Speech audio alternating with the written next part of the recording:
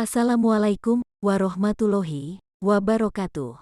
Allahumma sholli ala Muhammad wa ala ali Muhammad. Selamat bertemu kembali dengan saya dalam channel Rahma Yuniati, channel yang membahas seputar kristologi, islamologi, dan kisah para mualaf dunia. Dan pada kesempatan kali ini, saya akan membawakan tema, yaitu Hagar atau Hajar bukanlah seorang budak. Untuk tahu lebih detail uraiannya, silahkan tonton videonya sampai selesai. Juga jangan lupa dukung selalu channel dakwah Islam untuk membentengi umat dari bahaya pemurtadan dengan cara subscribe, like, dan bagikan videonya. Terima kasih.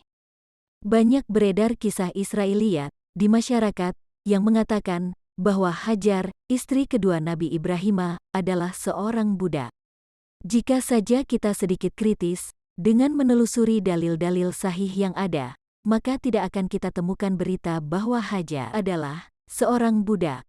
Kisah-kisah Israiliyat yang beredar seolah telah menjadi dalil tersendiri, sehingga seakan berita tersebut adalah sahih adanya.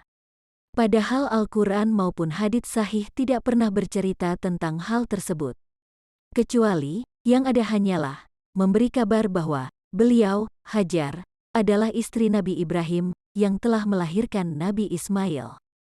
Ketahuilah bahwa kisah Hajar atau Hagar, seorang budak yang beredar, adalah cerita di kalangan awam dari Bani Israel yang kemudian diadopsi oleh sebagian kaum muslimin. Adapun kisah yang ada di kalangan ulama rabi mereka justru berbeda, karena mereka mengatakan sebaliknya, bahwa Hajar adalah putri Raja Mesir. Pada saat Raja Mesir, yang mereka sebut Faraoh melihat keajaiban dari Tuhan pada Sarah dan Ibrahim, maka dia menghadiahkan putrinya kepada Ibrahim untuk diperistri. Mari simak penjelasan para rabi yang dipercaya oleh mereka menafsirkan Torah dalam kisah di Genesis 16 ayat 1 di dalam Tarkum mereka. Sedikit tambahan informasi untuk Anda bahwa Tarkum adalah tafsir dari kitab yang mereka yakini suci, yakni Torah. Masyarakat awam harus berpegang kepada Tarkum dalam memahami kitab Torah. Dan bagaimana penjelasan dalam Tarkum mengenai Hajar? Berikut ini Tarkum Rasi, Rabbi Salomo Bar Yitzchak. She was a daughter of Pharaoh. When he saw the miracles which had been performed for Sarah's take, he said, "It is better for my daughter to be a handmaid in this man's house than be mistress in another man's house." Genesis Rabbah 45-1. Dan saya akan terjemahkan ke dalam bahasa Indonesia. Berikut terjemahannya. Dia, Hajar, adalah seorang putri dari Raja Mesir, Faraoh. Saat dia Faraoh melihat mukjizat yang telah diperlihatkan Tuhan untuk Sarah, dia Faraoh berkata, "Hal ini akan lebih baik bagiku dan puteriku untuk menjadi pelayan di rumah ini daripada menjadi bangsawan di rumah lain." Genesis Rabbah 45 ayat 1. Kalimat lebih baik menjadi pelayan di rumah Ibrahim daripada menjadi bangsawan di rumah lain adalah juga pengertian majazi. Karena pengertian menjadi pelayan di rumah Ibrahim artinya menjadi istri Ibrahim. Karena istri memiliki tugas melayani suami. Sang ayah rela memberikan kepada Ibrahim daripada menjadi istri orang lain, walaupun orang tersebut adalah seorang raja sekalipun. Dijadikannya Hajar sebagai istri Ibrahim juga diterangkan dalam lanjutan Tarkum di atas, yakni dalam Genesis Rabbah 45 ayat 3 berikut ini. Sarah berkata kepadanya, "Berbahagialah dirimu, karena kamu akan bersatu dengan tubuh yang suci." Sarah memberikannya kepada Ibrahim, bukan kepada orang lain, sebagai istri, bukan sebagai selir.